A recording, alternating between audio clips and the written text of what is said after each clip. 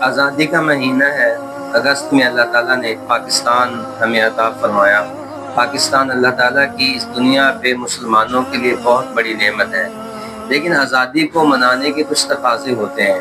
بنی اسرائیل کو اللہ تعالیٰ نے فرعون سے نجات دی، نبی کریم صلی اللہ علیہ وسلم نے ہجرت مدینہ فرمائی۔ آپ جب مدینہ منورہ پہنچے تو یہود 10 محرم کا روزہ رکھتے تھے، یوم عاشورہ کا۔ آپ صلی اللہ علیہ وسلم نے پوچھا کہ یہ روزہ کیوں رکھتے ہیں؟ تو انہوں نے کہا کہ یہ اس لیے روزہ رکھتے ہیں کہ اللہ تعالیٰ نے فرعون سے بنی اسرائیل کو آزادی دی تھی، تو یہ اس آزادی کو منانے کے طور پہ شکرانے کا روزہ رکھتے ہیں۔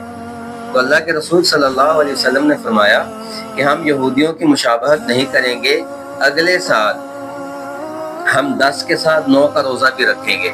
تو آپ صلی اللہ علیہ وسلم کی تعلیمات بھی اس طرف اشارہ کرتی ہیں کہ آزادی ایک بہت بڑی نعمت ہے، اور اس کے اظہار کے لیے باجے نہ بجائیں، ڈانس نہ کریں، کوئی میوزیکل شو نہ کیے جائیں، بلکہ اللہ کا شکر ادا کیا جائے۔ اور اللہ کا شکر ادا کرنے کا بہترین طریقہ کیا ہے؟ آپ روزہ رکھیں 14 اگست والے دن۔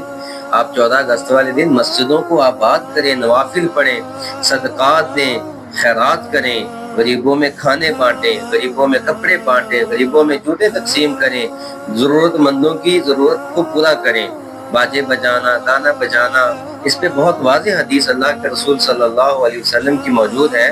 آپ صلی اللہ علیہ وسلم نے فرمایا صوتان ملعونان، 2 آوازیں اللہ تعالیٰ کو پسند نہیں ہیں، 2 آوازیں اللہ سبحانہ وتعالیٰ کو بالکل پسند نہیں، بلکہ ان پہ لعنت کی گئی ہے۔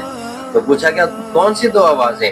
صوت مزمار عند نعمہ، کہ جب آپ کو کوئی خوشی ملے، کوئی نعمت ملے، اس خوشی، اس نعمت کے ملنے پہ اظہار خوشی کرنے کے لیے بانسری بجانا، باجے بجانا، یہ اللہ کو پسند نہیں، اس پہ لعنت کی گئی ہے۔ اور دوسری آواز وہ تھی کہ جب کسی پہ مصیبت پڑے تو وہ گریبان چاک کرے اور وہ وہاں پہ بیان کرے۔ یہ 2 آوازیں اللہ کو پسند نہیں۔